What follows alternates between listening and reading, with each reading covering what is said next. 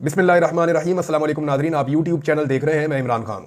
बड़ा सवाल यह है कि अमेरिका ने पाकिस्तान के मिसाइल प्रोग्राम के ऊपर तहफ़्फ़ुज़ात का इजहार क्यों किया और उन्होंने पाकिस्तान के मिसाइल प्रोग्राम के ऊपर नज़र क्यों रखी है।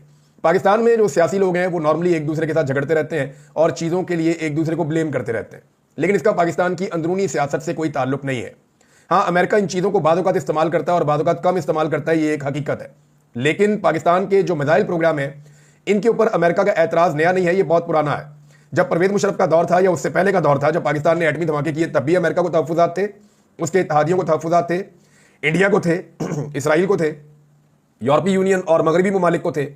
और उसके बाद जब पाकिस्तान ने अपना मिसाइल प्रोग्राम शुरू किया, जिसमें डॉक्टर समर मुबारकबंद और दीगर कुछ और सीनियर जो है वो साइंटिस्ट थे जिन्होंने बड़ा अहम रोल प्ले किया था, तो उस पर अमेरिका को बड़े तहफ़्फ़ुज़ात हो गए थे। पाकिस्तान के ऊपर यह भी एलिगेशन लगाया गया कि पाकिस्तान ने टेक्नोलॉजी कहीं और दी है, बाद ये एलिगेशन लगाया गया पाकिस्तान ने टेक्नोलॉजी कहीं और से ली है। डॉक्टर अब्दुल कदीर खान साहब के साथ बहुत बुरी सूरत हाल गुजरी, परवेज़ मुशर्रफ साहब खुद उसके ऊपर अफसोस का इजहार कर चुके हैं। डॉक्टर साहब खुद बड़ी तकलीफ में थे, उन्होंने अपने दिल का हाल बताया भी था। तो ये एक पुरानी चीज़ है और ये अभी दोबारा से एक्टिवेट हो रही है। इसके एक्टिवेट होने के पीछे कुछ रीजंस हैं, वो मैं आपको बताता हूँ। लेकिन जो इसमें लेटेस्ट खबर है वो रिचर्ड ग्रेनल के हवाले से है। उन्होंने कहा कि जो नामजद वज़ीर ख़ारजा है, ये मार्को रूबियो इनका नाम है, उन्होंने कहा पाकिस्तान के मिसाइल प्रोग्राम पर बात करने की उन्होंने तैयारी की हुई है। उन्होंने मजीद कहा कि एटमी सलाहियत के हामिल मुल्कों से डील मुख्तलिफ अंदाज से की जाती है। डोनाल्ड ट्रंप के पहले दौरे इक़्तिदार में उस वक्त की पाकिस्तानी हुकूमत से हमारे बेहतरीन ताल्लुकात थे। बहरहाल फिर आगे उनकी पॉलिटिकल बात है जो इमरान खान साहब को रिहा करवाना चाहते हैं, ये बात मैंने पिछले वीलॉग में भी आपको बताई है। लेकिन इस चीज़ को लाकर जोड़ दिया जाता है पाकिस्तान की इंटरनल सियासी सूरत हाल से। ना तो मुस्लिम लीग नून चाहेगी कि पाकिस्तान का जो दिफाई नुक्ता नज़र से कोई नुकसान हो, ना पीपल्स पार्टी चाहेगी, ना पाकिस्तान तरीके इंसाफ चाहेगी, क्योंकि इन सबके स्टेक्स इसी मुल्क के अंदर है। इसका दिफा मजबूत होना चाहिए। अब ये एक दूसरे के ऊपर ये गंद उछालते हैं और स्पेशली पाकिस्तान तरीके इंसाफ को इसमें टारगेट किया जाता है। और इसमें जो गंदा तरीन रोल है वो हमेशा से मुस्लिम लीग नून प्ले करती है। मुस्लिम लीग नून का हमेशा से ये तरीकाकार है कि जब भी कभी वो इक़्तिदार से निकलने लगे या मुश्किल में आ जाए तो वो अपनी मुखालिफ सियासी जमातों के ऊपर इल्ज़ाम लगा देते हैं गद्दारी का, और वो ये कहते हैं कि दुश्मन के एजेंट हैं। और मजहबी सियासी जमातें भी ऐसा करती हैं, लेकिन मुस्लिम लीग नून क्योंकि एक बड़ी जमात है तो उसकी जानिब से ये बार बार होता है। और होता क्यों है? ये एक हथियार है जिसको इस्तेमाल किया जाता है हमेशा पाकिस्तान की एस्टेब्लिशमेंट की जानिब से। और नून लीग जब भी इक़्तिदार में आती है एस्टेब्लिशमेंट की मदद से आती है। एस्टेब्लिशमेंट के साथ इनकी छोटी मोटी झड़पें भी होती हैं, लेकिन एस्टेब्लिशमेंट की अब तक की जो सबसे बड़ी सहूलतकार पाकिस्तान में कोई सियासी जमात है तो वो बड़ी जमातों में मुस्लिम लीग नून है। तो नून लीग और एस्टेब्लिशमेंट का एक तरीका वारदात है कि ये दीवार के साथ लगा देते हैं और पाकिस्तान के दिफा को और पाकिस्तान की सलामती को खतरे में डाल देते हैं। जैसे कौमी सलामती के लिए बेनज़ीर खतरा है, फिर ये कहा गया कौमी सलामती के लिए जरदारी खतरा है, फिर ये कहा गया कौमी सलामती के लिए फलां खतरा है। आज इमरान खान को भी कौमी सलामती के लिए खतरा करार दे दिया। माजी में जुल्फ़िकार जी भुट्टो भी कौमी सलामती के लिए खतरा थे और मोहतरमा फातिमा जिन्ना साहिबा भी कौमी सलामती के लिए खतरा थी। तो हर वो शख्स जो कभी भी पाकिस्तानी एस्टेब्लिशमेंट या एस्टेब्लिशमेंट की जमातों, जिनमें खासतौर पर नून लीग है, इनके मफादात के खिलाफ जाएगा तो उसके ऊपर ये इल्ज़ाम लगा देते हैं। अमेरिका ने पाकिस्तानी हुकूमत से कभी भी कोई काम लेना हो तो बाजू मरोड़ने के लिए वो चंद चीज़ों को इस्तेमाल करते हैं। नंबर एक, वो पाकिस्तानी एस्टेब्लिशमेंट को इस्तेमाल करते हैं क्योंकि एस्टेब्लिशमेंट उनकी बात मान लेती है। अमेरिकन एस्टेब्लिशमेंट की तो एक तो सियासतदानों को काबू करना हो तो पाकिस्तानी एस्टेब्लिशमेंट के जरिए करते हैं। दूसरा, यूरोपीय यूनियन और बरतानिया के जरिए से करते हैं। वहां पे इनकी जायदादें, वहां इनके बच्चे, वहां इनका आना जाना है, तो वहां पे थोड़ा सा बाजू मरोड़ते हैं तो वहां पे भी ये ठीक हो जाते हैं। तीसरा, कुछ पार्टियों के लिए यानी खासतौर पर नून लीग या मजहबी पार्टियों के लिए अमेरिका इस्तेमाल करता है अरब ममालिक को और वहां से आने वाले हुक्म को ये लोग नहीं टालते। और चौथा, IMF वगैरह को फाइनली इस्तेमाल किया जाता है कि इनकी मईशत के ऊपर ज़रब लगाओ, ये बंदे बन जाएंगे। और अगर पाकिस्तान की एस्टेब्लिशमेंट को अमेरिका ने दबाव में लेना हो तो वो क्या करते हैं? उसमें उनके पास दो सिंपल रास्ते होते हैं जिनको वो इस्तेमाल करते हैं। नंबर एक, तो वो नॉर्मली एस्टेब्लिशमेंट को डायरेक्ट कहते हैं, बात मान ली जाती है। जैसे मुशर्रफ साहब ने, ज़ियाउल हक ने, सब ने बात मानी, आज भी बात मानते हैं। जैसे बाजवा साहब ने बात मान ली फौरी तौर पर, और बाजवा साहब तो चाहते ही थे कि इमरान खान का रिजीम चेंज किया जाए, उन्होंने तो ग्राउंड बनाया था, तो बात तो उन्होंने माननी थी। अब एस्टेब्लिशमेंट को दबाव में लेना हो तो वो दो चीजें करते हैं। नंबर एक, पाकिस्तान की मईशत को ज़रब लगाते हैं। नंबर दो, पाकिस्तान के दिफाई नुक्ता नजर से पाकिस्तान को ज़रब लगाने की कोशिश करते हैं, जिसमें पाकिस्तान का एटमी और पाकिस्तान का एक प्रोग्राम है मिसाइल का। इन दो चीजों को वो टारगेट करते हैं अगर पाकिस्तानी एस्टेब्लिशमेंट को उन्होंने टैकल करना हो। आजकल अमेरिका यही कर रहा है और करने का मकसद क्या है? एक तो देखें, अमेरिका ये नहीं चाहता कि पाकिस्तान इसराइल तक हिट कर सके या पाकिस्तान की जो पहुंच है वो इस खित्ते में ज्यादा दूर तक जाए मिसाइल्स को लेकर। स्पेशली इंडिया क्योंकि एक बहुत बड़ा मुल्क है, अगर आप इसकी चौड़ाई देखें तो बहुत दूर तक है। अगर पाकिस्तान के मिसाइल की रेंज कम हो जाती है तो इंडिया अपनी कैपेसिटी को, जो हिट करने की और जो हमला करने की कैपेसिटी है या सलाहियत है, उसको दूर ले जाएगा और पाकिस्तान से अपने आप को महफूज करेगा और पाकिस्तान ज्यादा दबकर इंडिया से रहेगा, खुलकर कभी मौक़िफ़ ले नहीं पाएगा। अभी हमने देखा PCB के मामलात में, क्रिकेट के मामलात में तकरीबन सरेंडर था पाकिस्तान की जानिब से। जो इंडियन ने चाहा वही हुआ। हालांकि इंडियन टीम, मैं गारंटी के साथ कहता हूं, अगर यहां पाकिस्तान में खेलने के लिए आए तो पाकिस्तानी जिस तरीके से उनको वेलकम करेंगे, और पाकिस्तान में जितने विराट कोहली के फैंस हैं, रोहित शर्मा के फैंस हैं, अगर वो आए खेलने के लिए, और पाकिस्तानी जो है वो बड़ा प्यार करने वाले लोग हैं, हम कोई जंग में लड़ाई में यकीन नहीं रखते, हम तो पुरअमन लोग हैं और हम क्रिकेट के रियल फैंस हैं। यहां पे आप ये देखेंगे लोग अपनी ग्रीन शर्ट पहनेंगे और उसके ऊपर विराट कोहली लिखेंगे, उसको लोग सपोर्ट करेंगे, उसका बैनर पोस्टर पाकिस्तानी उठाकर खड़े होंगे कि हम आपकी एक अच्छी इनिंग देखना चाहते हैं। क्रिकेट लवर्स हैं, हार जीत गेम का हिस्सा है, हमारा दिल पाकिस्तान के साथ धड़कता है, हम चाहते हैं पाकिस्तान जीते, लेकिन हम ये भी चाहते हैं कि विराट कोहली का अच्छा खेल देखकर हम महसूस भी हों। अब इस वक्त जो है ना वो जो बाइडन की इंतजामिया, याद रखिएगा कि अभी जो मिसाइल प्रोग्राम के खिलाफ बातें हो रही हैं या पाबंदियां लग रही हैं, ये कोई डोनाल्ड ट्रंप नहीं लगा रहा। अगर डोनाल्ड ट्रंप करेगा तो ये इमरान खान के खाते में डाला जाएगा, तब भी ये गलत होगा, ये नून लीग के खाते में भी नहीं डाला जा सकता। ये जो हो रहा है ना इस वक्त, ये जो बाइडन इंतजामिया कर रही है, अच्छा वो क्यों कर रही है उसकी रीजन आप समझिए। जो बाइडन इंतजामिया ने इलेक्शन हारने के बाद अपना एनालिसिस शुरू करवाया, जब एनालिसिस शुरू हुआ तो उनके बाद रिपोर्ट्स आ गई। उनके हारने के जो बड़े फैक्टर्स हैं उनमें एक फैक्टर यह है कि जो मुसलमानों का वोट है वो डेमोक्रेट्स को पड़ता था हमेशा से। मुसलमानों के वोटर्स की अक्सरियत डेमोक्रेट्स को वोट डालते थे, ट्रंप की पार्टी रिपब्लिकन्स को वोट नहीं डालते थे।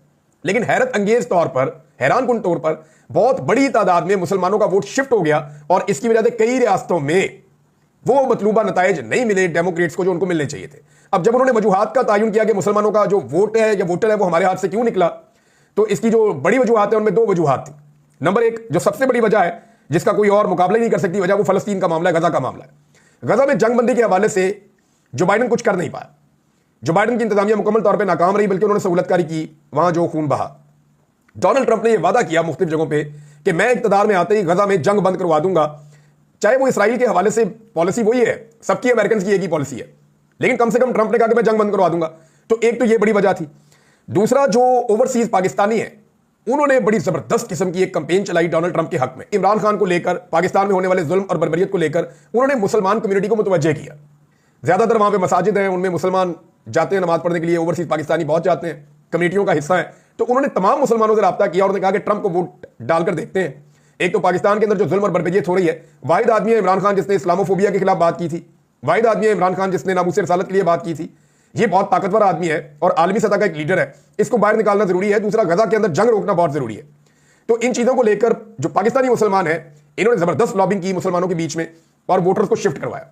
अब ये जो बाइडन इंतजामिया को इस बात का एहसास हुआ कि पाकिस्तान के अंदर जिस रजीम को हमने सपोर्ट किया कि जो मर्जी आप करें हम आपके साथ हैं, वो रजीम ओवरसीज पाकिस्तानियों की सपोर्ट दिलवाने में मुकम्मल तौर पे नाकाम रहा। हालांकि इन्होंने बड़े दावे किए थे कि ओवरसीज पाकिस्तानी आपका साथ देंगे, लेकिन ओवरसीज पाकिस्तानियों ने साथ नहीं दिया जो बाइडन का, जिसके नतीजे में उनको एक बड़ा डेंट पड़ा और कई रियासतों के अंदर उनको शिकस्त हुई इस वजह से, या उनके वोटर टूटे हैं। कम से कम मुसलमान वोटरों का एक फैक्टर है, ये ऐसा नहीं है कि सारा कुछ मुसलमानों ने किया, लेकिन एक फैक्टर वो है और इस वजह से उनकी आप पॉलिसी अब थोड़ी सी बदलती हुई भी देख रहे हैं। अब इसमें एक चीज आप और अपने ध्यान में रख लें कि इमरान खान के साथ जो भी हुआ ना, इसमें जो बाइडन इंतजामिया की सहूलतकारी शामिल है पाकिस्तान में जो भी हुआ।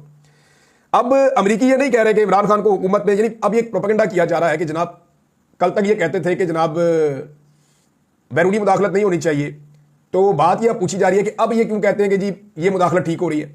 तो हलाल मुदाखलत और हराम मुदाखलत की किस्म के सवाल किए जा रहे हैं। तो इसका सिंपल जवाब मैं आपके सामने रख देता हूं कि अमेरिका की उस वक्त की डिमांड और अब की डिमांड में फर्क है, और यह काम पाकिस्तान को बगैर मुदाखलत के खुद करने चाहिए। मैं आज भी ये कहता हूं कि बाहर वाला कोई हमें आगे समझाए या हमसे आगे बात करे, इससे बेहतर है कि हम खुद समझें और अपने फायदे और नुकसान के मुताबिक खुद बेहतर फैसले करें और आवाम के फैसलों को माने।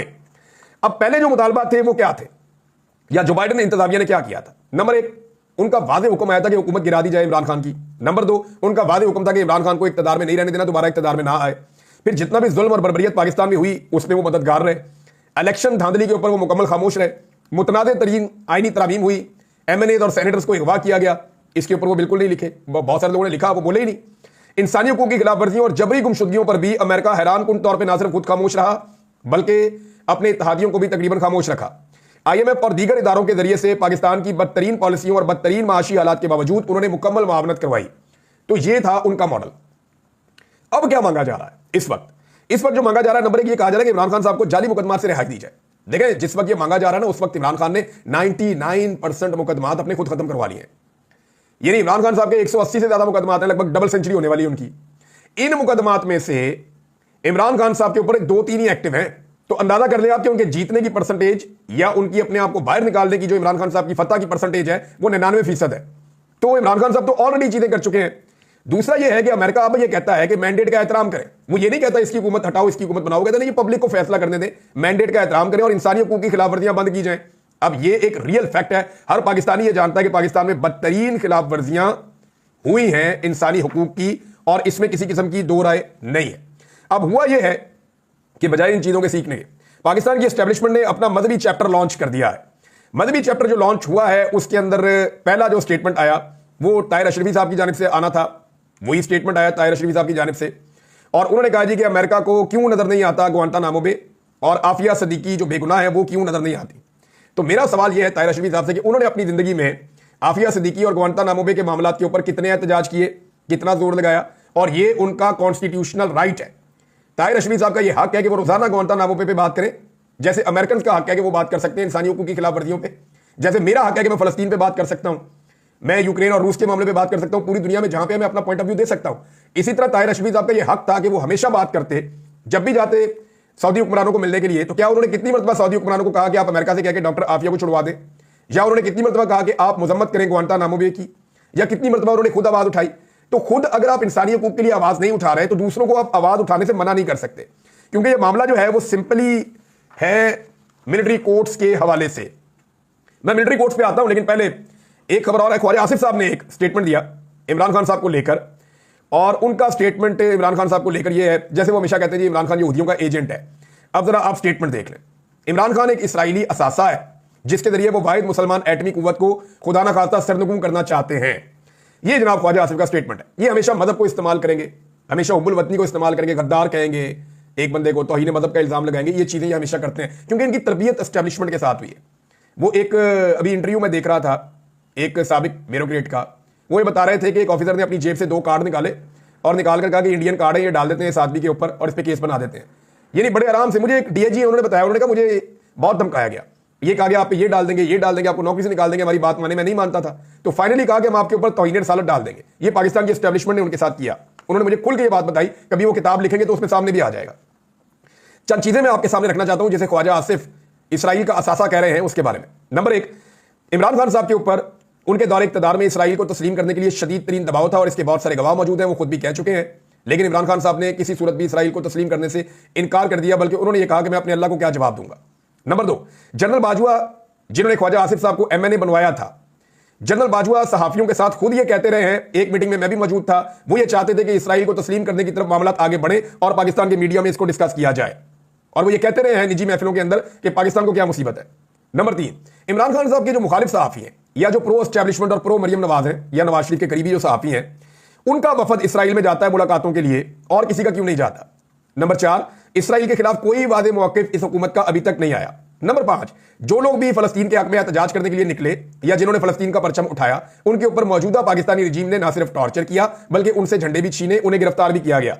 साबिक सेनेटर मुश्ताक अहमद साहब वो इसकी वाज़ेह और जिंदा मिसाल है। जितना जुल्म और बर्बरियत उन्होंने और उनकी फैमिली ने देखा, उनके बच्चे और बेगम तक को अगवा किया गया, बार बार गिरफ्तार किया गया, सिर्फ इसलिए कि वो फलस्तीनियों के हक में आवाज उठा रहे थे। इमरान खान साहब की अक़वाम मुत्तहिदा की तकरीर आप निकाल कर देख लें, पाकिस्तान की तारीख में कभी किसी ने इस्लामोफोबिया के हवाले से, नामूस रसालत सल्लल्लाहु अलैहि वसल्लम के हवाले से और फलस्तीनियों के हक में ऐसी शानदार तकरीर नहीं की। इमरान खान ने जोरदार आवाज उठाते हुए उसको एक बड़ी जेल करार दिया था और एग्जाम्पल देकर दुनिया को कायल करने की कोशिश की थी कि आपको फलस्तीनियों को इंसाफ देना पड़ेगा। अभी एक और चीज आप गौर करें कि मौजूदा हुकूमत के दौर में ही क्यों इसराइल ने एक बड़ा हमला किया गजा के ऊपर। तारीख का बदतरीन हमला होता है और मौजूदा दौरे हुकूमत में होता है, और ये उसके ऊपर अभी तक कुछ भी करने में नाकाम है। इस हमले को 1 साल से ज्यादा अरसा गुजर चुका है और बदतरीन फलस्तीनियों की नस्लकुशी हुई है।